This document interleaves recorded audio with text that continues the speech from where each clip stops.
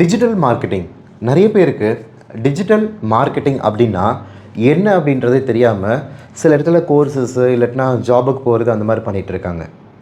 First of all digital மார்க்கெட்டிங்னா என்னன்றது உங்களுக்கு புரியணும். இன் ஜென்ரலாக ஒவ்வொரு கம்பெனிஸுக்கும் அவங்களுக்குன்னு ஒரு வெப்சைட் இருக்கும், சோஷியல் மீடியா பிளாட்ஃபார்ம் இருக்கும்.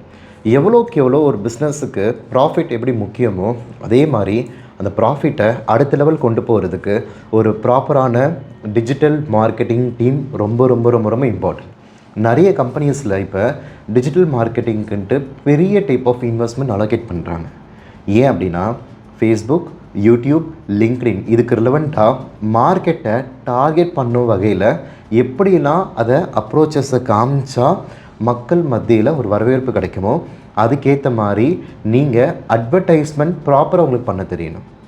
செகண்ட், ஒரு வெப்சைட் இருக்குது அப்படின்னா நீங்கள் கூகுளில் போயிட்டு எனக்கு ஆர்சி ஏர்க்ராஃப்ட் ரிலவெண்ட்டான எனக்கு காம்பனன்ஸ் வேணும், இல்லாட்டினா ஐடி ரிலவெண்ட்டான எனக்கு ட்ரைனிங் எனக்கு தேவைப்படுது அப்படின்னு நீங்கள் சர்ச் பண்ணிங்க. கூகுளில் சர்ச் பண்ணுறீங்க அப்படின்னா நிறையா வெப்சைட்ஸ் கீழே வருது.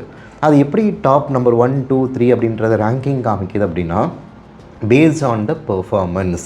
அது மட்டும் இல்லாமல் இது பேர் SEO அப்படின்னு சொல்லுவாங்க, அதாவது சர்ச் இன்ஜின் ஆப்டிமைசேஷன். இந்த SEO மூலிமா we can able to ensure that நம்மளோட வெப்சைட்டை கொஞ்சம் மேலே கொண்டு வர முடியும்.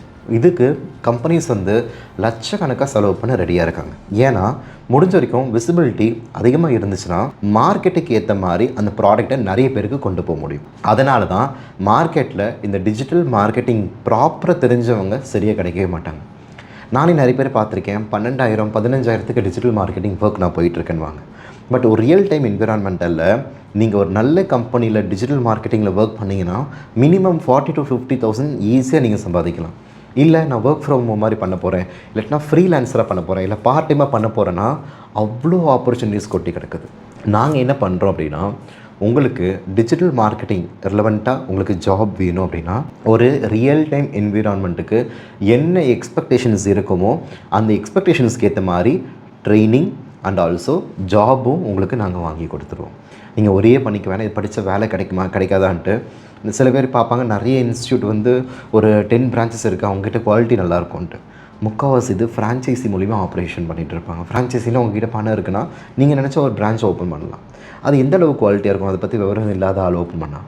ஸோ மார்க்கெட்டில் நீங்கள் சக்சீட் ஆகணும் அப்படின்னா ஒரு ப்ரொஃபஷனல்ஸ், அதாவது கரண்ட்டாக மார்க்கெட்டில் லீடிங் கம்பெனிஸ்க்கு ஒர்க் பண்ணுறவங்ககிட்ட நீங்கள் ட்ரைனிங் பண்ணணும். நம்மக்கிட்ட இருக்க ட்ரைனர்ஸ் பார்த்தீங்கன்னா almost 10+ years experienced. So digital மார்க்கெட்டிங்கில் எனக்கு வேலை வாய்ப்பு வேணும்னு நினைக்கிறவங்க மறக்காமல் ஸ்க்ரீனில் இருக்கிற நம்பரை காண்டாக்ட் பண்ணுங்கள். உங்கள் லைஃப்பில் வேறு லெவல் போகிறதுக்கான ஆப்பர்ச்சுனிட்டிஸ் டெஃபினட்டாக அமையும். ஸ்க்ரீனில் இருக்கிற நம்பரை காண்டாக்ட் பண்ணுங்கள்.